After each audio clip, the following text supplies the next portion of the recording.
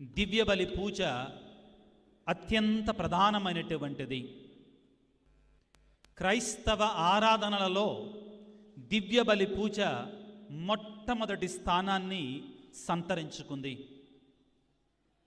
దివ్య బలి పూజకు మించినటువంటి మరొక ఆరాధన కానీ మరొక ప్రార్థనా విధానము కానీ మన కథోలిక విశ్వాస సంప్రదాయములో లేదు అనడం అనేటువంటిది అతిశయోక్తి కాదు.